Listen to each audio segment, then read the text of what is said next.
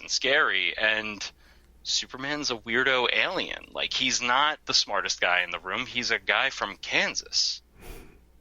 He's a farmer. Like, that's beautiful. It's great, but he's not genius level intellect or anything. But I think I just connect to these heroes being, they're exactly like us, only they can do something really great. And in Batman's case, he could do everything better than everybody else. Or in Superman's case, he can fly.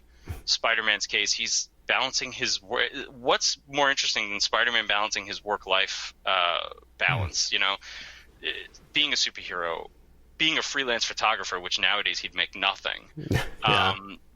Right? Dating the smoking hot redhead, and taking care of his grandma, or excuse me, his aunt, who's, you know, slowly deteriorating. Like, that's a lot for a guy to deal with. Even as an adult, that's a lot for a guy to deal with. So I think seeing the reality of these heroes and seeing the things that they did and, like, what they stood for, that's what attracted me the most. Did you write anything else when you were younger? I wrote quite a bit, actually, when I was in elementary school, junior high, and high school and stuff like that, and I always got a lot of really nice positive feedback. But I wrote a children's book about a girl who is delivering puppies to sick kids on Christmas. Mm-hmm. And it was like a really touching kind of thing. My mom drew it because I couldn't draw for anything. So my mom drew it, and I submitted it to the teacher, and she loved it so much, like it won like a local little like school district prize kind of thing. It was pretty cool. And so I was always writing stories. I was always telling kids stories on the bus. Like, whenever we had a field trip, I would have the kids like gather around, and I would tell them like a scary story, or like I would tell them a funny story or whatever. And they always liked that. They always looked forward to that, and I always did too. So yeah, I was always writing, always telling stories, always thinking of, like, you know, what could I do with these stories also? Like, where could these take me, or where could I take them? And back in the day, it was so much harder to tell stories than it is now. Like, it's never been easier to create a short film, or to do a podcast, or to do to write a book, or to do anything, or to have a website. Like, it's just, we live in such an age where we can put our art out now, and I wish that existed when I was a kid. What was the name of that book with the puppies? I couldn't tell you. I don't remember. My mom has it. She has it in her closet. To dig that one out. Yeah, right. I should ask her next time I see her. So, did you want to pursue writing as you got out of high school and all that? I did. I wanted to write in some capacity. I didn't know in what capacity that would be. So I got my bachelor's in English and writing, and around that time I started writing plays. Excuse me. And I wrote some screenplays as well, and I became friendly with one of my college professors. Actually, quite a few of my college professors I'm still very friendly with. They're all great people. One of whom, his father wrote The Haunting. He wrote, Nelson Gidding was his father. He wrote, I think it was The Haunting. I feel so bad if it's not. But he grew up with David Goyer, who wrote Batman Begins and The Dark Knight and stuff like that. So he tried to put me in touch with him.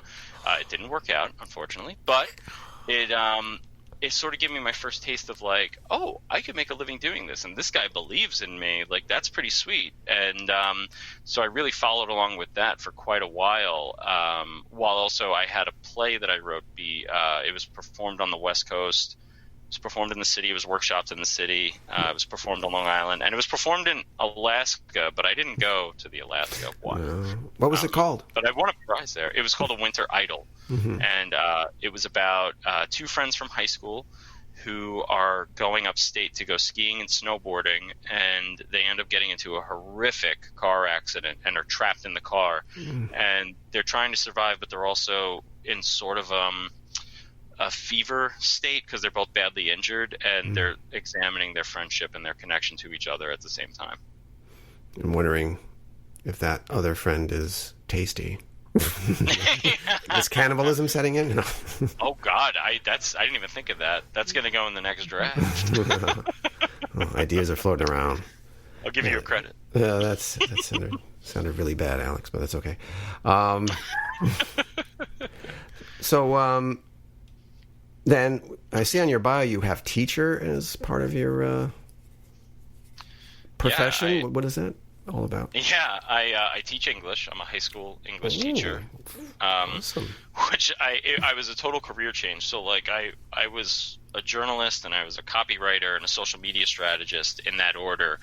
And towards the time where I was a social media strategist, I was working for a pretty humongous company here on Long Island, and money was fine, but like I was miserable every day, like being in the cubes every day. Like I was like, this is not working out. And a lot of my friends are teachers. My father, obviously, teacher. My grandfather was a principal. Grandmother was a teacher and a guidance counselor, and my sister's a teacher. So like it was all around me, and I was just kind of avoiding it. But yeah, I went back. I got my master's. I started student teaching, and I loved every second of it. And with every day being different, and every day being a challenge, but in a really good way, it really, what I learned early on and what I've learned teaching is what you get out of teaching is far greater than what you put into it. And you end up learning to think on your feet. You get to listen to people talk. And for a writer, listening to people speak and listening to conversations and seeing how people's minds work, that only informs your writing. And I was very lucky. I've had a lot of great kids, a lot of great students. I love the middle school level. Like those kids are like just the brain development and the thinking that goes on at the middle school level is light years more exciting than anything going on in the high school. It's like the secret that like middle school teachers don't want to let out. Because a lot of high school teachers are like, ooh, middle school? You don't want to teach in the middle school. But meanwhile, like, they're still little kids, but they're desperate to be adults, and they have that conflict all the time. It's beautiful. And it really provides for such, like, an amazing amount of creativity and just fun in the classroom. And you don't get that with 11th graders or 12th graders. You get that in the middle school. So I wrote a lot of the book while at the middle school last year. While I was towards the end of the year when the kids were in testing and stuff like that, they'd come in for a few hours and then go home. We'd have to be there for like another 5 hours or whatever. And I was writing the whole time, and I just felt like influenced by like the brain development going on around me. And I don't know, just the kids they're infectious. Like they're still passionate. They still care. So it's nice to see that. And you're teaching now? Yeah. Yep. So middle school still? High school. High school. I do like it. High school is great, but if I have my choice, middle school all day. Oh, that's great. Numero Patre et File Spirito Sancti. I'm not Catholic, but when I learned that, I was like, oh, okay, cool. I got to meet the new bishop here on Long Island when he started, and I'm not Catholic, so I have no idea what to call this guy. And I'm there with my cooperating teacher, who was like, he and I always like kind of joked around with each other. He was great. And so I was like, what do I call him? And he's like, oh, you call him whatever you want. So he came over, and I was like, Your Eminence. And he just started laughing at me. I shook his hand. I said, Your Eminence.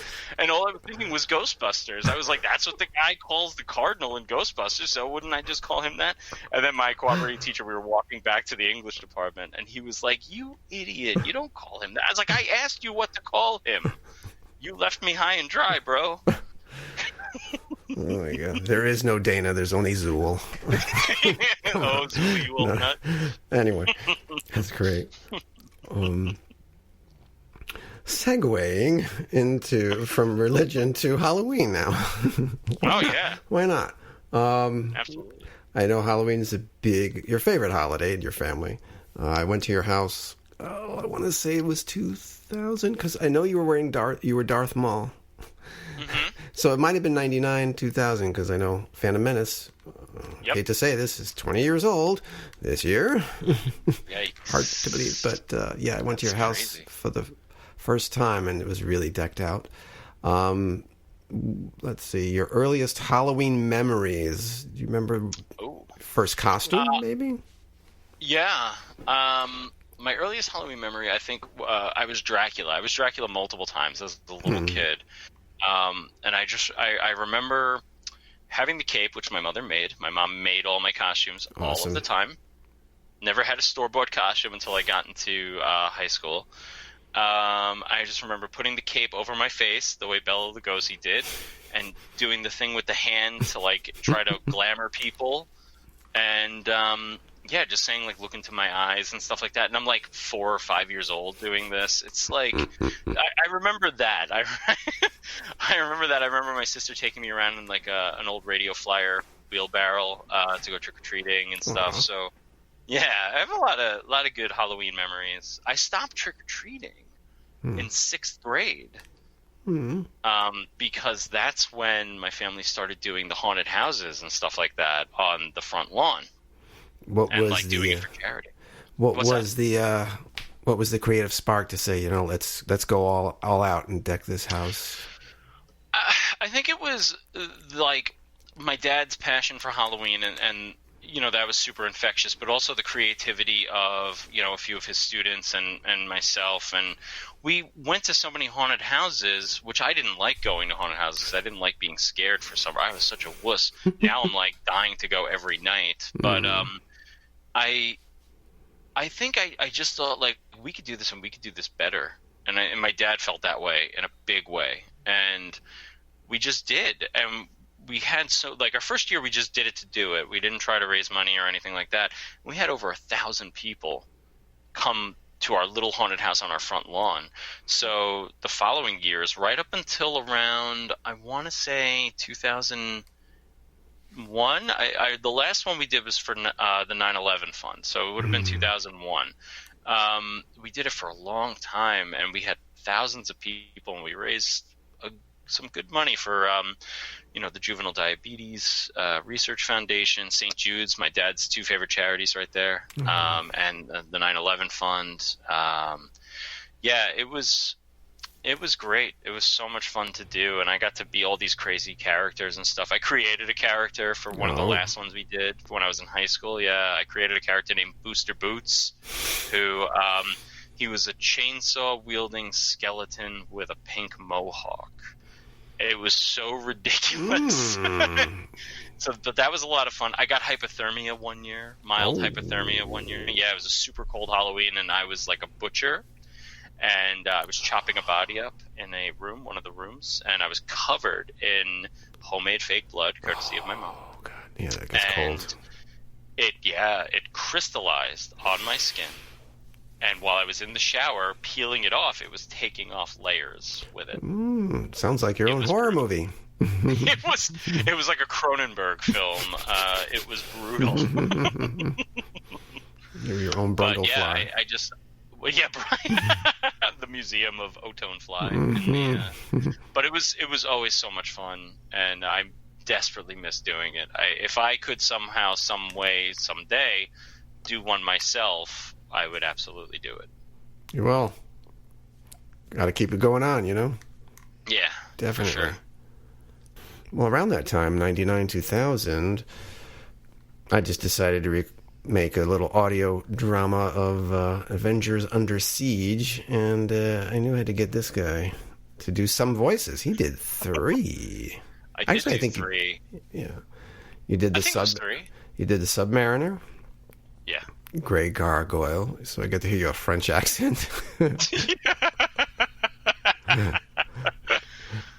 See, and which was on Bulldozer, I think. Yeah, from the Wrecking Crew. Yeah. Yep. Oh my God, that was awesome. That was so much fun doing that. Yeah, and I got a whole bunch of people to do it. I even got your dad to be the newscaster. I'm like, I know there's a newscaster in here. I got to have Bob's voice on here somewhere. Yeah, no, that was so much fun. I think about it once in a while, and I'm like, how would I play the Submariner now?